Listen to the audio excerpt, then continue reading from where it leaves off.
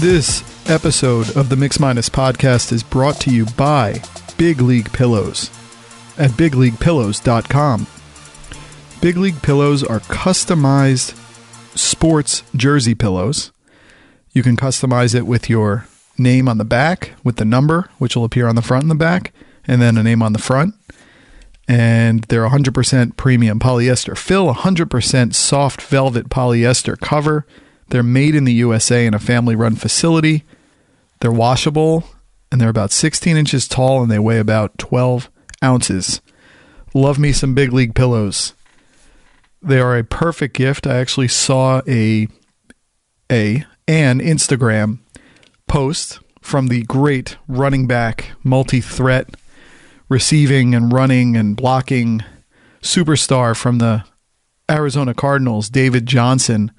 He had Big League Pillows made for him, and I saw him in his Instagram picture handing them out to kids, I think at a cancer ward, which is a great thing to be doing, to be going and visiting kids who are in despair. And as part of his gift to them was a Big League Pillow customized to his nonprofit, I believe, to his charity. So that was really nice to see someone I'm working with, the pillow company that is, being shown in such a nice light and being used in a way that makes you feel really good about them. So you can go to bigleaguepillows.com and you can use the promo code MIX- to get free shipping, because shipping is something we take for granted. When you have Amazon, it's always this free 2-day shipping, but shipping is costly. And so when we can give that to you for free, that's a pretty good deal. The pillows are about $35 to $40, but they're completely handmade. They're custom. And there are 210 different variations of the Big League Pillows. There are 5 sports: baseball, basketball, football, hockey, soccer.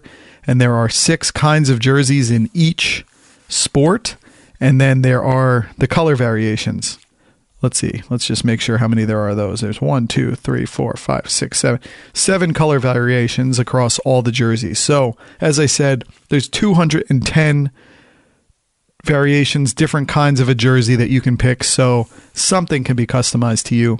I like them. My son has one. He loves them a lot. And they're just a really nice gift. And they come in a locker box, and they come with a draft letter, and it's Big League Pillows.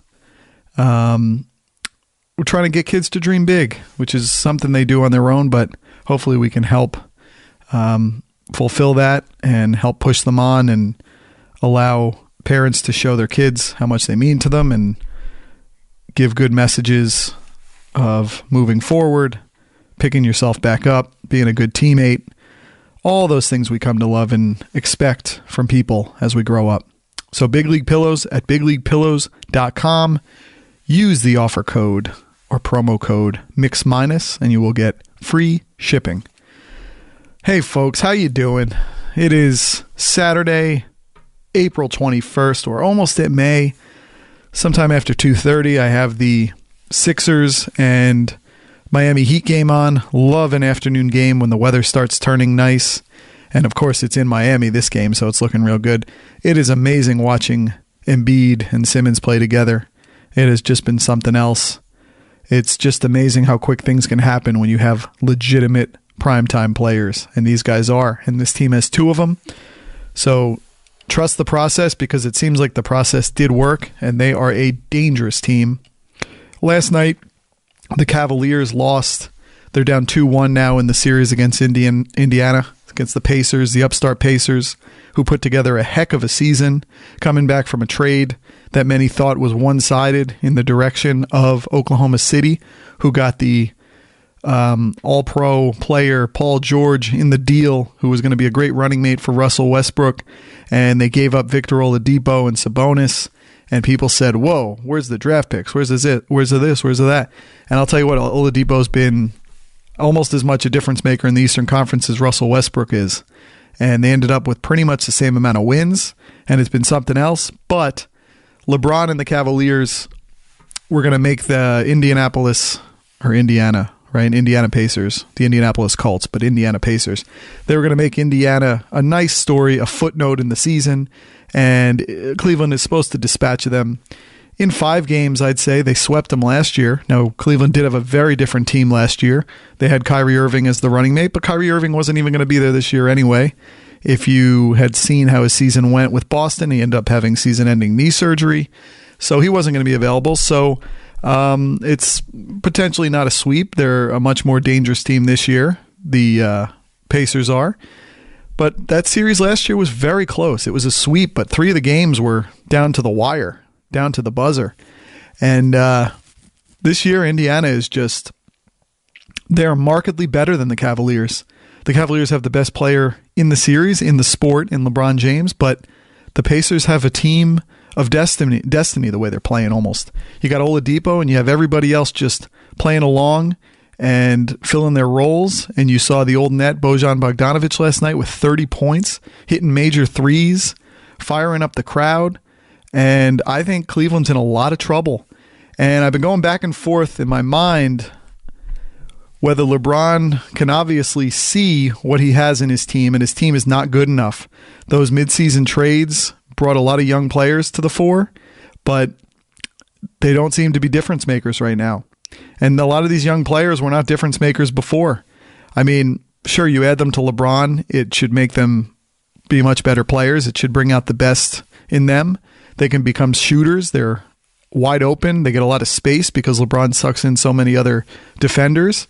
But they are very deficient. This team is very deficient, and maybe we are underestimating playoff experience because they just don't look very good. And it really takes LeBron James and, to a lesser extent, his sidecar player, Kevin Love, to get the team back. But it's really LeBron. I mean, when Indiana was pulling away last night after the game got tied, and on top of it, Cleveland was up 17 in this game. Now, granted, it's on the road. It's in Indiana. You expect the home team to fight back, but it got to a tie game, and then Indiana went out ahead.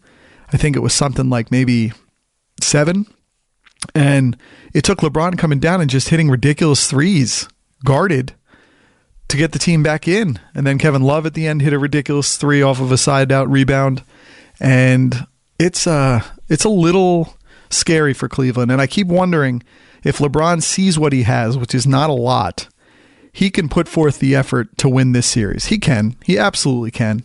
I mean, he's going to have to put up a Herculean effort when I don't think he was expecting to have to do that to this level at this point in his career in the Eastern Conference playoffs.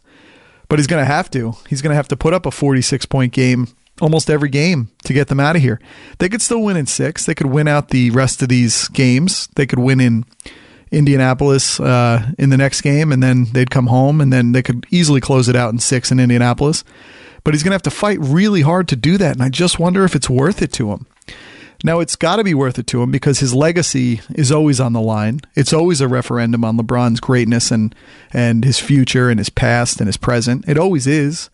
But is he going to utilize this time to say, I just don't have enough?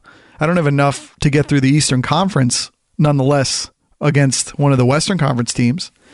Anybody but Golden State, you could almost see him playing over in his mind, I could beat this team. I could beat Houston because they'd be hitting the finals. Even though they have veterans, they'd be hitting the finals with very little finals experience. I could steal a game in game 1.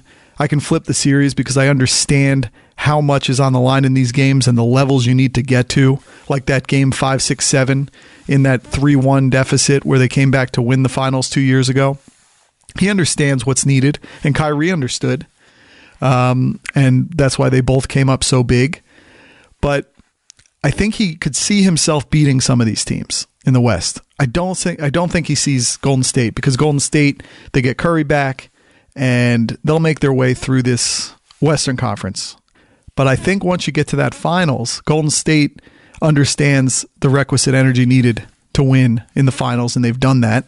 And so that advantage would not be on LeBron's side, no matter who he hits the finals with. Against a team like Houston, I think you could sneak them, and I think you could win just because they're not ready to be there.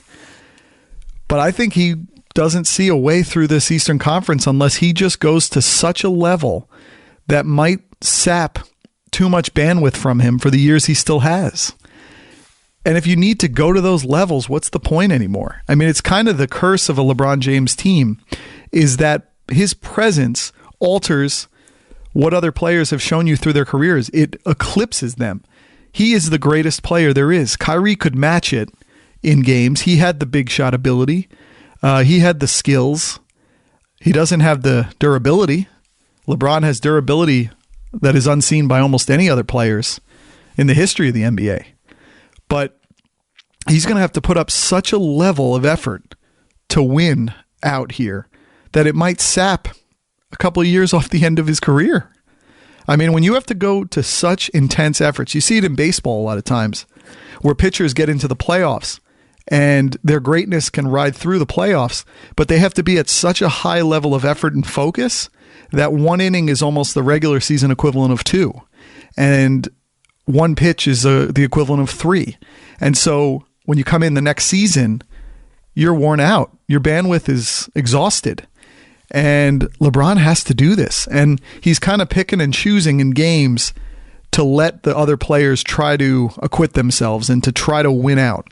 And when he sees he can't, that was what last night's game was. It was him seeing that he can't just let go. He can't let the other players run with it. He has to be on it the whole time. And it's just going to be something that is going to be fascinating to watch, because he can get to the finals, but he's going to have to put up 46 every night.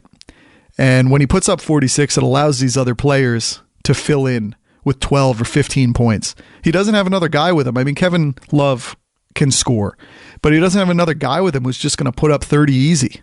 And Kyrie was putting up 40 easy in a lot of those games in the finals to push it through. But he has like 12 to 15 point guys. He doesn't have 20 point guys with him. And you need another one of those. Otherwise, you got to put everything up. And when you got to put everything up, it then allows those 12 to 15 point players to do what they need to do and to get to that number. And that's fine. But I don't think LeBron in year 15 in the playoffs wants to be putting up 46 points a game and having a triple-double and play Russell Westbrook style. I don't see it, but it's going to be something else to watch, because LeBron could, in his head, see this and say, you know what, let me live to fight another season. Let me not use up all this bandwidth in vain as a Pyrrhic victory. But then on the other side, his legacy is going to be looking back on this year and saying, oh, he was so great. He played every game this season, and then he couldn't get his team out of the first round of the Eastern Conference playoffs. Hey, let's assume he gets through this one out of the second round. He couldn't get out of the Eastern Conference. His legacy is going to look back on the season without the context of what we see right now. And it would actually take him having to win several more championships to wipe out a season where he was out in the first or second round at the tail end of his prime still, if you want to call it that. Who knows how long this prime is going to last. But it really bears watching, because it's on him now. If as far as he wants to go in this playoffs, it's all on him. All of it. Nobody else is stepping up. And no one else will be scapegoated in this. Sure, he can scapegoat him, and he deserves. He's allowed to. I mean, these players weren't ready. I mean, it was good. It was good trades that were made to get Cleveland to where they are now, and they did get to 50 wins, which was important to me. I think that was the first thing LeBron had to do. His greatness had to get a team to 50 wins, no matter what the roster says. If you're sub 50, that's just a mark for me. I mean, I don't think it's like, whereas Indiana played up to be 48, and they could have got to 50 wins, but they played up to a high level to get to 48. So you feel good about that 48. You never feel good about a 48 with a LeBron James team, ever. You never do. Once he hit his stride and he hit his peak, even his early peak, it was always going to be 50, 55, God forbid 60. But the cruising altitude he can get to when you have to play in all these finals makes 60 unnecessary. You just kind of play to the season you're in, and you just want to be in a top seed. But look, they're a 4th seed. They're not a top seed. They're not a top 3 team. They're not a top 6 team, I think, in the NBA this year. Maybe top 7. And their roster shows it. The roster without LeBron James would be like what the Lakers were the last couple of years. It would be like a 30-win, high 20s win team. And that's how important LeBron James is. He can mean 25 wins to a team, 26 wins to a team, on top of what the base can do. And he can rise the players up, but he can only raise them up so high. When you get to the playoffs, all these teams are good. All these players are good. And you have to You have to have everyone on the roster matching the other team to a degree. It can't all be LeBron, but it's going to have to all be LeBron this year. It's got to be 46 points a game. And I think he's going to do it because he understands what's on the line here. And just getting to the finals, even being swept, maybe getting to 5 games, although this roster is not winning the game against Golden State. They might be able to sneak something against Houston, and LeBron might be able to raise it to the level that is almost absurd and unnecessary. It's not necessary for us to see him get there, but he might have to. And if he can sense it against a team like Houston, maybe. But we saw him get destroyed by Houston this year too, whatever roster he had. So that really is something I'm interested in watching, because I don't want to see LeBron go out like this. But then a part of me says, hey, he goes out now, he's not putting those miles on the treads this far into the 100,000 mile range. And he's not going to have to pyrrhically go ahead and play the 6 or 7 games that this team is going to demand of him. There's no easy series. This isn't like the undefeated through the Eastern Conference of years past. He's going to put up a lot of effort, and there's going to be a lot more games than usual. And I don't know, maybe he can live to fight another season. You get out of it now, you're a little fresher. You get the team you want, wherever that is, whether that's in Cleveland or elsewhere. You get the players who can complement you and supplement along with you and do what they need to do. He needs 20-point scorers. He can't have these 12 to 15-point scorers. That's what he's got. He needs scoring. He will suck in the defense and he will drive and kick, and you got to be open and you got to hit your shots. And this team's just not very good. A team that is very good is the Mets. My team, the New York Mets. This has been something I was not expecting. I thought that the over on the 81, I think, somewhere in the low 80s was the Mets over-under. And I was looking at their roster, and I was looking at that number, and I was saying, what am I missing from Vegas? And look, I could still be wrong. The Major League Baseball season is half a year long, basically. So when we're into September and October, you're looking back at time right now, late April, early May, and it feels like a lifetime ago. That always happens. That's how sports works, especially baseball. Day after day, I always say baseball is like life. It's every single day, and one little thing can set you going in the wrong direction or the right direction for a week. And a week in life is 7 days. A lot can happen in a week. A week in baseball is 6 games, sometimes 7 games. A lot can happen in that. In other sports, you always have days off in between. Worst case is you have back-to-backs, but you mostly have days off in between. You might have 3, maybe 4 games at the most in a week. And so there's time and there's space, and you can cool down or you can get hot, and it's going to be more even and measured. At the end of a week, a losing streak in basketball is maybe 3 or 4 games. In a week in baseball, your season could be over. But yet, you can also win 7 and the season's still long. I mean, it's life. It's how life is. It's just incremental. It's slow moving, and it's a slow cook. But I love baseball because it's with you every day. You can read, you can do other things while you're watching it, and it's just so relaxing, and it's just great to watch. I absolutely enjoy it, and the Mets have given plenty of enjoyment. They're like 13-4 now. Big comeback wins. The pitching has been decent. The pitching hasn't even hit its stride yet. And it was that pitching staff that made me think this team was definitely an over on the 81. And I thought it could be 90.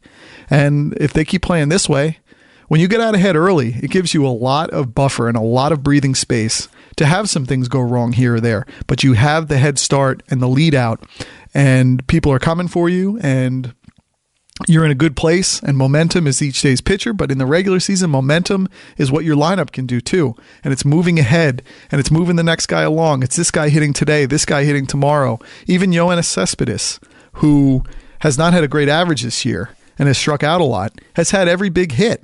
So everybody's doing something. And just his presence in the lineup allows every other player to feel like they can do what they need to do. It's kind of like what I was saying with LeBron. It allows players to be the best version of themselves. They all don't have to be Yoenis Cespedes, but with his presence, they can be who they are, and it's still very valuable to a team. Matt Harvey is not looking good, and I thought he was going to be fine, but I'm starting to think Matt Harvey doesn't have anything left. It has nothing to do with who he is as a person. It has nothing to do with his mental frame of mind. I think losing 4 miles an hour on his fastball, on the speed, on the differentiation between pitches has meant everything. The ball is flatter. He's out there scuffling. He's trying to He's trying to throw different pitches, and he's not quite comfortable with those pitches, and he is getting lit up. He gave up 6 runs in the last game, and I know he went 6 innings, and everyone wants to give the plus on that he saved the bullpen. Saving the bullpen is for long relief guys. It's for guys who you're not expecting a lot from, but can come in and kind of save a week of a season because they don't make your primetime relievers have to come in and use up their arms on innings that don't matter. So Matt Harvey needs to be good in the first and second innings. And that's, I think, what Dave Island or Mickey Callaway said. Well, it's great that he was good in the 4th and 5th and 6th inning. He needs to be good in the first 2 innings. A baseball game is 9 innings, and we only expect, a quality start in baseball for a pitcher is 6 innings. We're okay with that. 6 innings and 3 runs, which is not what we're expecting from Mets pitchers. But it's crazy that if you get to the point now where if Matt Harvey were 6 innings and 3 runs on a regular basis, we would be doing handstands and somersaults and celebrations and preening and chest bumps. We'd be doing all of that, but he's not. And you have to rely on each pitcher. He's had his chance to set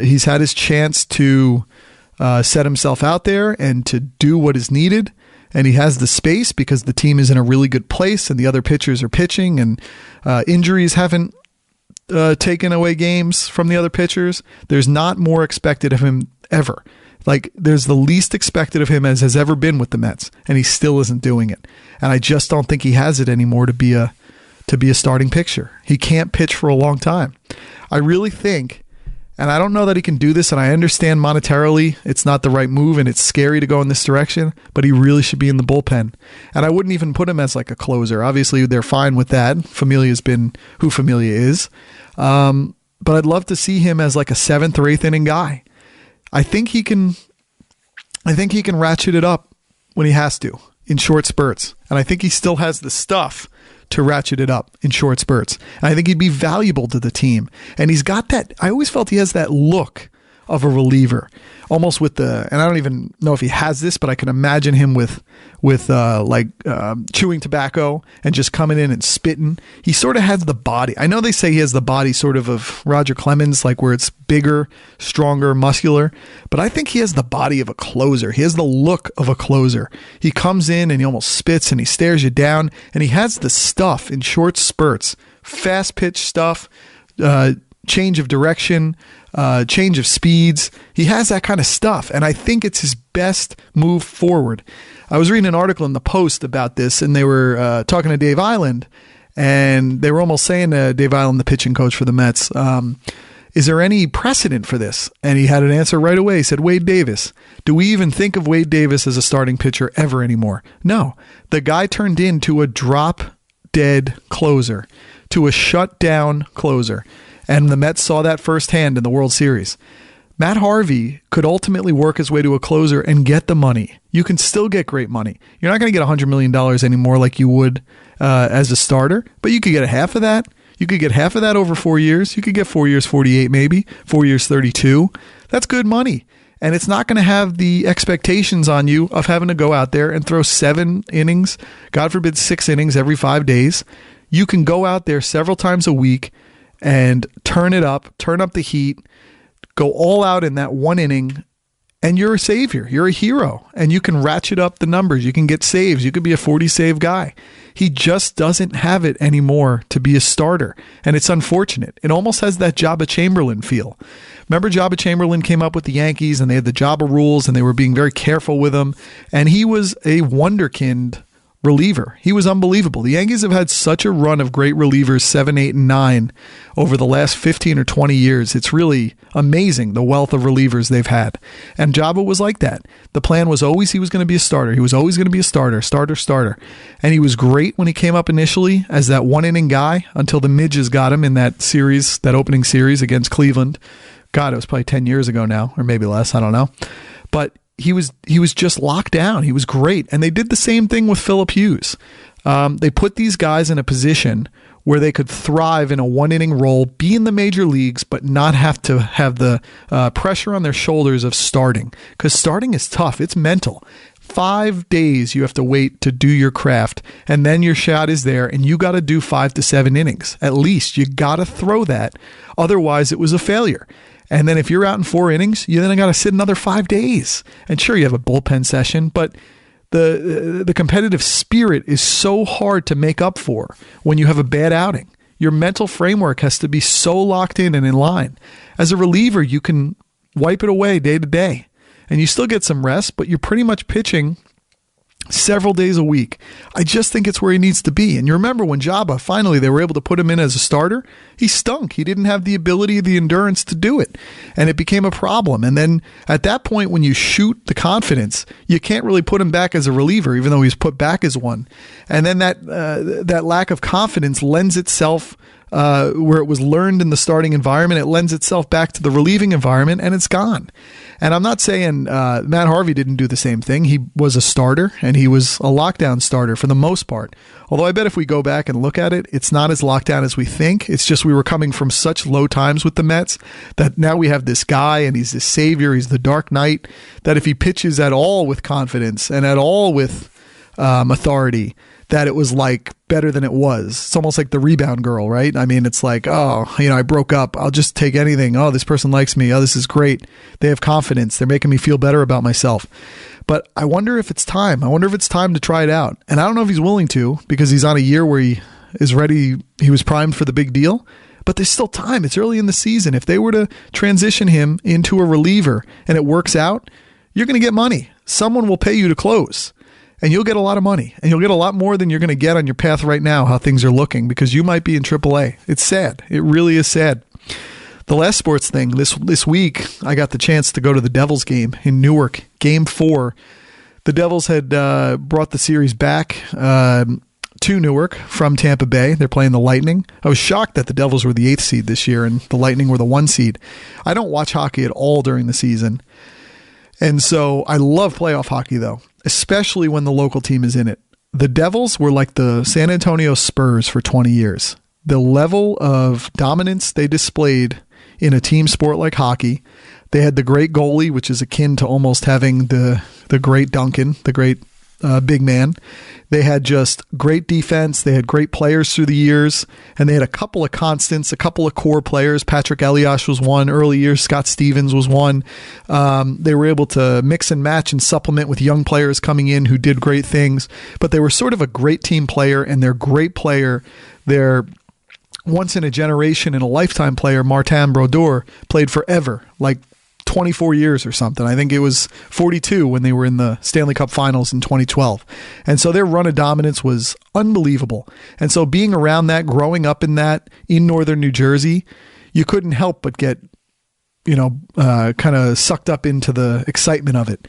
I mean, there was a year when the Devils and the Nets were both in the finals, and it was both at Continental Airlines Arena, and it was something else to watch. It was great. It was so uniquely North Jersey, and we had this great success, and the Sopranos were out at the time. Everything felt like it was the center of the world here in North Jersey. And so you get really pulled up into greatness, and watching playoff hockey is unlike anything else.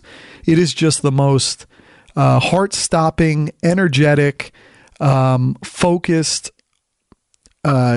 tournament and competition you've ever seen. I mean, it's something else to watch. Everything is within, every moment is within a second of a breakaway goal. It's kind of like soccer or European football that way. Everything is waiting for the one breakout, for the one mistake, for the one mishandling of a puck. And then all of a sudden, these great athletes, they find the guy with a stick on the breakaway, and they got the lines and the blue lines and all this and icing. And I get so into the rules and understanding of hockey once the playoffs start and once the local team is in it. So like any other year, and it's been 6 years since the Devils were in it. The last time they were in the playoffs was when they went to the Stanley Cup Finals, I believe, in 2012. Let me actually double check that. Devils playoffs appearances, because it works for my narrative here. I just want to make sure that this is the case. So 2012, yep, they did not qualify each year after. So it had been since 2012, and there's a reason why I haven't paid attention. They didn't get to the playoffs, and they weren't amazingly good. So this year they get in. They had the first round pick in the draft, because I do have to write about them a little bit for that Newark Bound magazine, so I got to be up on things a little bit. But they got the first pick in the draft, Nico Hischier, I believe his name is, a 19-year-old kid out of Sweden, I believe. And they got this guy, Tyler Hall, who was from, I think, Edmonton. He was from Western Canada, and he was a number one pick at one time. They got him. He's come on the scene. I was shocked to see Corey Schneider wasn't their goalie when the playoffs started, although he did find his way back in halfway through game 2. But they got the goalie, and they have some players. They have some guys, and they're exciting. Playoff hockey's exciting, and I've been watching. I watched right from the very beginning. This was one of the tough parts, though, going to this YouTube TV, is the local MSG networks are not on YouTube TV. MSG is on the DirecTV Now for local New York people, so that is something to bear in mind when thinking about cord-cutting services as a sports fan. But it's not there. And so I couldn't see game 1 because that was on MSG. But then game 2, game 3, game 4, every other game is on some network, whether it's CNBC. I think one game was on the Golf Network, which is kind of strange. But I was all set, and I was able to watch it. And I can lock in to playoff hockey. I am just entranced, more entranced than basketball, because you're on it. You're on every pass. You're on every power play. You're on every break of the puck, basically. And I've gotten good at following it. Remember all those years ago when they put the light on the puck? That was kind of weird. But it's been so fun. And for game 4, after the Devils had won game 3, bringing it to 2-1, they were down 2-1. For game 4, my dad said, "Hey, I got tickets in the owner's box, or an owner's box, for a former owner. I don't know if it's the owner anymore. Do you want to go?" And it's crazy being a father, being a husband, during the week, having the commute I do. I always say no right off the bat, because I don't want to have to go to bat for going to an event and not making it home and having to figure out who's going to watch our son and how it's all going to work. And my wife was going to be away that night. And good for my wife. She said to me, "Why don't you go? Just go." And she's like, "I'll ask our nanny if she'll stay late. Just go." And our nanny got right back to her and said, "Sure, I'll stay late." And so I said, "You know what? I'll go." And you got to do this sometimes. You just got to decide to go. And so we went to game 4. I love these luxury boxes, these suites. They're almost like a TV set living room kitchen in a way. Like if you're on the set of a TV show that's meant to look like a kitchen in a living room. Really cool food setups, all the Sterno stuff. And it's a private box. It's got TVs in there. It almost looks like someone's beautiful looking finished kitchen and living room. And so you have that whole kind of closed in area. And then you have about 18 seats that come outside into the stadium, into the area where everybody's sitting. And they're kind of blocked off. Almost like in Naked Gun with the "I will kill the Queen." You know, they have like that blocked off area for the Queen when Reggie Jackson was going to go after her. And so there's all these boxes lined up against each other, but it's so comfortable. It's so premium feeling. It's so high level. And you get your little food in there. They got the drinks. Everything is self-contained. And I just sat and I locked in and I watched hockey. And it's crazy with how little I watched during the season and with how little I've watched now for 5 years. It all comes back to you. I don't know where I learned so much about hockey.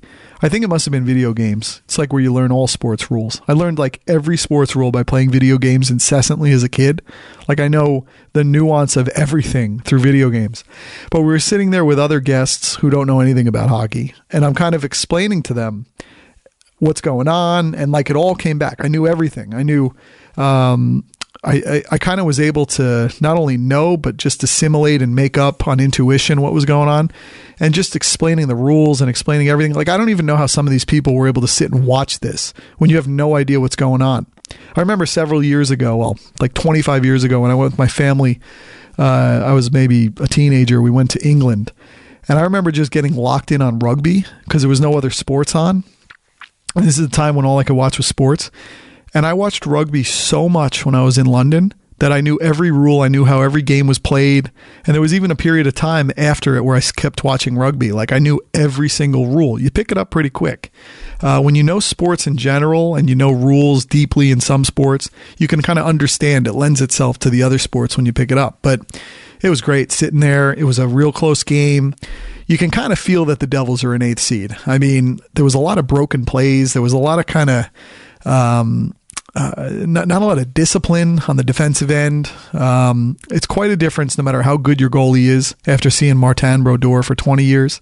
Like his ability to be an offensive player from the goalie point of view makes such a difference to a team. His ability to kick the puck out, like on a power play, for instance, when the defense is able to clear the puck.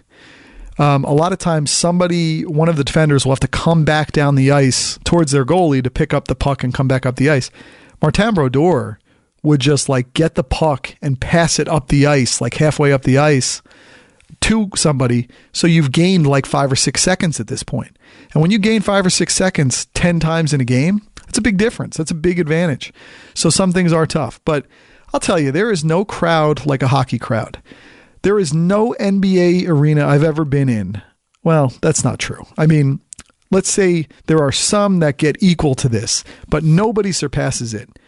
These hockey arenas with these teams, and I'm sure it's even better in certain places, it is so loud and it is so in lockstep with everything happening in the game.